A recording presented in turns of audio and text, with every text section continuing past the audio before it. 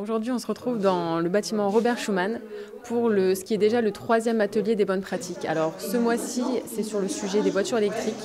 Le but est de donner à tous les participants toutes les clés pour faire leur choix, savoir s'ils veulent passer à la voiture électrique ou pas. On a l'intervenant qui va nous parler de la voiture électrique, nous présenter les avantages, les inconvénients et ensuite on ira directement tester une voiture électrique. Donc il y aura 2 ZOE qu'on va pouvoir tester. Aujourd'hui, moi je suis intervenu pour parler du véhicule électrique et voir ce que ça engage comme transformation de quitter son véhicule thermique vers un véhicule électrique. C'est une étape qui est vraiment importante parce qu'on sait que ça touche les gens personnellement, c'est-à-dire qu'entre la maison et le bureau, il y a un véhicule personnel ou parfois un véhicule technique du boulot dans lequel on est et ça va toucher de plus en plus les gens.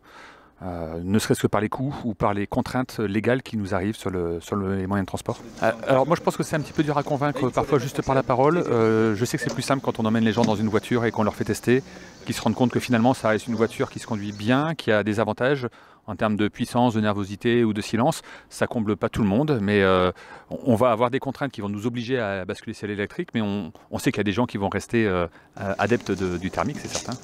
On fait un essai pour les salariés, ça fait partie de notre stratégie de ne pas simplement expliquer ce qu'on peut faire, mais c'est de dire aux gens, venez essayer, venez tester par vous-même, rendez-vous compte. Donc c'est la phase d'engagement où on veut que les gens basculent dans le faire, fabriquer des prototypes, faire des choses, tester les véhicules, se rendre compte de ce qu'on fait et se rendre compte que finalement c'est peut-être pas si mal que ça. En tout cas on peut avoir une vraie discussion après avec des gens qui ont testé, et ça nous importe. On leur fait essayer et en général ils ressortent avec le sourire. Enfin de ceux que j'ai vus, ça ressortent avec le sourire.